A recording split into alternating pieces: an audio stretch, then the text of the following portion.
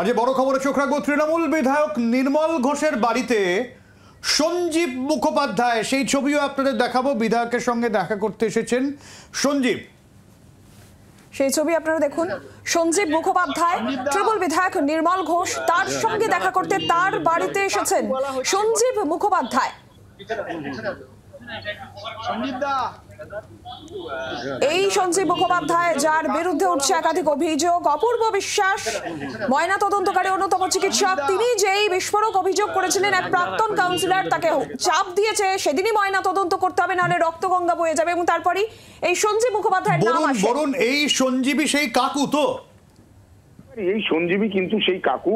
তিনি কিন্তু আজকে উড়িষ্যা থেকে ফিরেছেন, তার ব্যবসায়িক কাজে তিনি উড়িষ্যা গিয়েছিলেন এবং তারপরেই তিনি ফিরে কিন্তু সোজা চলে গিয়েছিলেন বিধায়ক নির্মল ঘোষের বাড়ি তার সঙ্গে দেখা করতে, কারণ তার অনেক অভাব অভিযোগ ছিল, সেই বিষয়ে কথা বলতে তিনি গিয়েছিলেন সেইখানে। এবং যাওয়ার পরেই কিন্তু সেখানে দেখেন যেমন বিধায়ক রয়েছেন, পাশাপাশি পার্থ ভৌমিক এবং সোমনাথ শ্যাম, তারাও কিন্তু সেখানে বিধায়কের সঙ্গে কথা বলতে এসেছিলেন। বিধায়ক সবে তিনি ফিরেছেন সিজিও থেকে, তারপরেই তিনি গিয়েছেন এবং তিনি যেটা জানাচ্ছেন যে এই যে তার যে কথা হয়েছে তার সঙ্গে, এবং সেই কথা তিনি কিন্তু সন্তুষ্ট হয়েছেন। এবং তার যে কথা, অর্থাৎ তিনি বারবার করে বলছেন যে তিনি কিন্তু কোন রকম জোর বা রক্তগঙ্গার মতো বইয়ে দেওয়ার মতো কোনো কথাই কিন্তু তিনি বলেননি, এমনটাই কিন্তু তিনি বারবার করে আমাদের সামনে বলেছেন। অনেক ধন্যবাদ।